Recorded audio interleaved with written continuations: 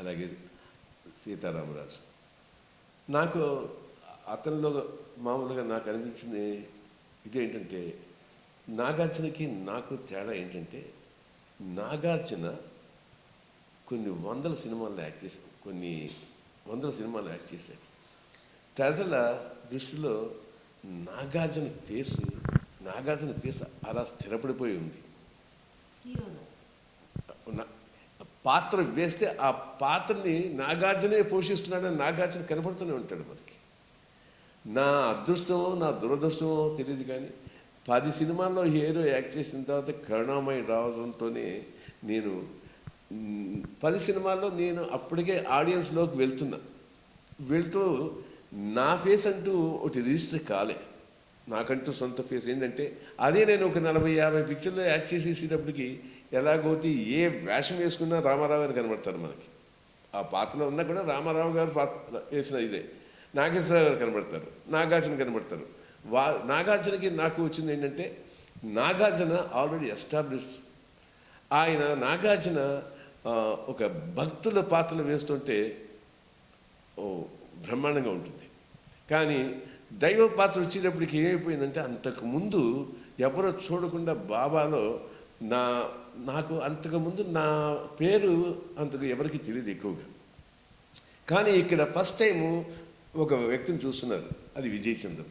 అతనిలో ఏంటంటే విజయ్ చంద్ర ఫేసు ఇది అని వాళ్ళు చూడలేదు, ఇలా బాబా ఉండేవాళ్ళని చూస్తున్నారు.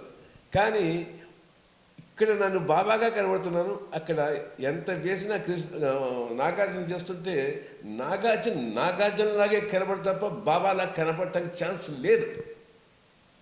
అప్పుడు నేను చెప్పాను ఆయనతో, ఆ ఉద్దేశం పెట్టుకుని, సార్ మీరు బాబా వేషం వేస్తున్నారు కదా, నాగార్జున ఓల్డ్ క్యారెక్టర్లో అన్నమయ్యలోనే ఎక్కడోనూ ఓల్డ్ గెటప్ వస్తుందండి, బిగినించి కూడా ఆ గెటప్ వేయించండి, నాగార్జున ఎంగేజ్ మాత్రం చూపెట్టకుండా ఉంటే మంచిదని నేను సలహా ఇచ్చాను రాఘవేంద్రరావు. నాకు తోసిన సలహా ఆయన అడిగారు కాబట్టి ఇచ్చానమాట.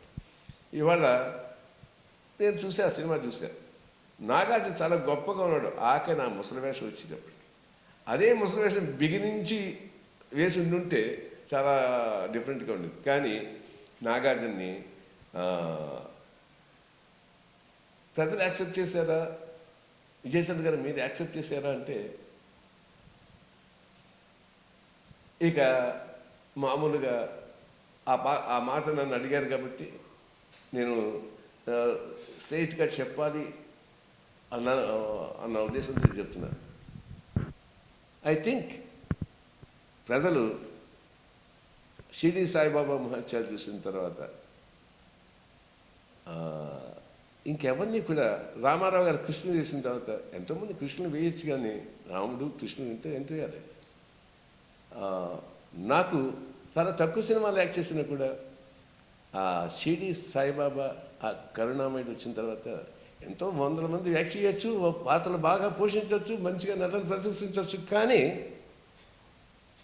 రామారావు గారు అయితే రాముడు కృష్ణుడు ఇది అన్డిస్ప్యూటెడ్గా నా మాట కాదు, మీ తర్వాతేనండి ఆ పాత్ర ఎవరైనా మీకు అని అన్ని వర్గాల వారు, అన్ని మతాల వారు, అన్ని కులాల వారు ఏకంగా ఒప్పుకున్న ఒకటే ఒక సత్యం, నేను నమ్మే సత్యం కూడా ఆ 2 పాత్రలు. ఏదో చాలామంది అంటూ ఉంటారు, ఏమంటారు తెలుసా అండి, రాముడు కృష్ణుడు అవతార పురుషుడు ఆ రామారావు గారండి, ఇవాళ ఆ కరుణామయుడు ఆ షిరిడి బాబా మీదేనండి. మా దృష్టిలో ఇప్పటికి కాదండి, 30 సంవత్సరాలు, ఇంకో 30 సంవత్సరాలు, 100 సంవత్సరాలైనా మీకు మరణం లేదండి అన్నారు కొంతమంది పెద్దలు. ఎస్, రామారావు గారికి మరణం లేదు, నాకు మరణం లేదు. నా సినిమాలు చాలా తక్కువ, ముచ్చటగా 5-10 ఉన్నాయి చాలు ఒక జీవితంలో ఒక ఆర్టిస్ట్కి.